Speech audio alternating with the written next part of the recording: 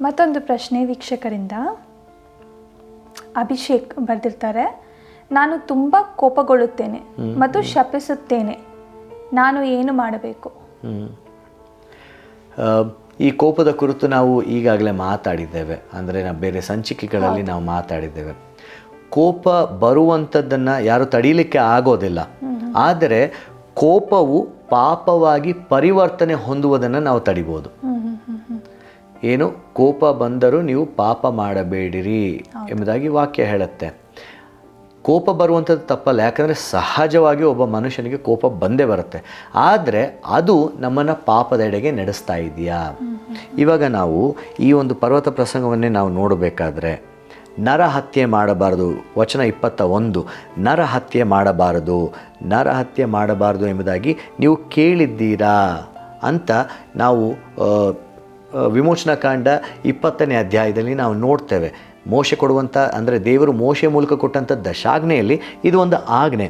ಆದರೆ ಇಲ್ಲಿ ಯೇಸುವು ಹೇಳುವಂಥದ್ದೇನೆಂದರೆ, ಆದರೆ ನಾನು ನಿಮಗೆ ಹೇಳುವುದೇನೆಂದರೆ, ತನ್ನ ಸಹೋದರನ ಮೇಲೆ, ಸಹೋದರನು ಅಥವಾ ಸಹೋದರಿ ಎಂಬುದಾಗಿ ಹೇಳಬೇಕಾದ್ರೆ ನನ್ನ ಸ್ವಂತ ತಮ್ಮ, ಸ್ವಂತ ಅಣ್ಣನ ಕುರಿತಲ್ಲಿ ಮಾತನಾಡ್ತಲ್ಲ, ಸಮುದಾಯವಾಗಿ ನಾವೆಲ್ಲರೂ ಸಹೋದರ ಸಹೋದರಿಯಾಗಿದ್ದೇವೆ.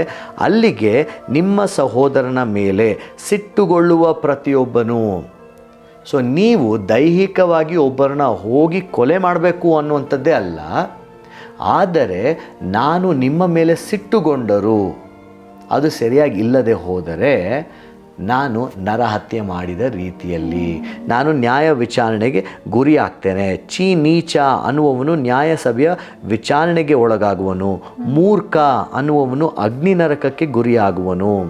ಸೊ ಅಲ್ಲಿಗೆ ನಾವು ಕೋಪ ಅದು ಬರುವಂಥದ್ದು ಸಹಜ, ಅದನ್ನು ತಡೆಯಲಿಕ್ಕೆ ಆಗೋದಿಲ್ಲ. ಆದರೆ ಅದು ಹೆಚ್ಚಿನ ಪರಿಣಾಮಗಳನ್ನು ಬೀರುವುದಕ್ಕಿಂತ ಮುಂಚೆ ನಾವು ಅದನ್ನು ತಡಿಬಹುದಾ? ಅಲ್ಲಿಗೆ ಆ ಕೋಪ ಅನ್ನುವಂಥದ್ದೂ ಸಹ ತಪ್ಪು ಅನ್ನುವಂತಹ ಒಂದು ಚಿತ್ರಣ. ಇಲ್ಲಿ ಎರಡನೇ ಅಂಶ ಏನು ಎಂಬುದಾಗಿ ನಾವು ನೋಡುವಾಗ, ನಾವು ಕೋಪ ಬಂದಾಗ ನಮ್ಮಿಂದ ಕೋಪ ತಡೆಯೋಕ್ಕೆ ಆಗೋದಿಲ್ಲ ಎಂಬುದಾಗಿ ಹೇಳಿದೆ, ಆದರೆ ಅದರಿಂದ ನಕಾರಾತ್ಮಕವಾಗಿ ಆಗುವಂಥ ಪರಿಣಾಮಗಳನ್ನು ನಾವು ತಡಿಬೋದು ಎಂಬುದಾಗಿ ಹೇಳಿದೆ. ಇದರಲ್ಲಿ ನಾವು ಮಾಡಬೇಕಾಗಿರೋಂಥ ಒಂದು ಕೆಲಸ ಏನಂದರೆ ರೆಕನ್ಸಿಲಿಯೇಷನ್, ಮತ್ತೊಮ್ಮೆ ಅವರೊಂದಿಗೆ ಪುನಃ ಸಂಧಾನ ಮಾಡಿಕೊಳ್ಳುವಂಥದ್ದು. ಈ ಒಂದು ಸುವಾರ್ಥ ವೇದ ಭಾಗದಲ್ಲಿ, ಪರ್ವತ ಪ್ರಸಂಗದಲ್ಲಿ ನಾವು ನೋಡ್ತೇವೆ. ಆದ ಕಾರಣ ನೀನು ನಿನ್ನ ಕಾಣಿಕೆಯನ್ನು ಯಜ್ಞವೇದಿಯ ಹತ್ತಿರಕ್ಕೆ ತಂದಾಗ ನಿನ್ನ ಸಹೋದರನ ಮನಸ್ಸಿನಲ್ಲಿ ನಿನ್ನ ಮೇಲೆ ಏನೋ ವಿರೋಧವದೆ ಎಂಬುದು ನಿನ್ನ ನೆನಪಿಗೆ ಬಂದರೆ ನಿನ್ನ ಕಾಣಿಕೆಯನ್ನು ಆ ಯಜ್ಞವೇದಿಯ ಮುಂದೆಯೇ ಬಿಟ್ಟು ಹೋಗಿ ಮೊದಲು ನಿನ್ನ ಸಹೋದರನ ಸಂಗಡ ಒಂದಾಗು, ಆಮೇಲೆ ಬಂದು ನಿನ್ನ ಕಾಣಿಕೆಯನ್ನು ಕೊಡು. ಅಂದರೆ ನಾವು ಕೋಪ ಪಟ್ಕೊಳ್ಳುವಾಗ ಅನೇಕ ರೀತಿಯಲ್ಲಿ ಇನ್ನೊಬ್ಬರ ಮೇಲೆ ಹಲ್ಲೆ ಮಾಡುವಂಥದ್ದು, ನಕಾರಾತ್ಮಕವಾಗಿ ನಡೆದುಕೊಳ್ಳುವಂಥದ್ದನ್ನು ಮಾಡ್ತೇವೆ.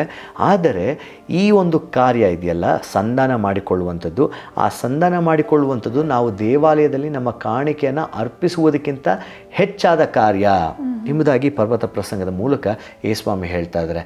ಅಂದರೆ ನೀವು ಕಾಣಿಕೆ ಕೊಡೋದಕ್ಕಿಂತ ಮುಂಚೆ, ದೇವರನ್ನು ಮೆಚ್ಚಿಸುವುದಕ್ಕಿಂತ ಮುಂಚೆ ಅದನ್ನ ಅಲ್ಲೇ ಬಿಡಿ. ನಿಮ್ಮ ಸಂಬಂಧಗಳು ಸರಿಯಾಗಿಲ್ಲ, ಅದನ್ನು ಹೋಗಿ ನೀವು ಸರಿಪಡಿಸ್ಕೊಂಡು ಬನ್ನಿ.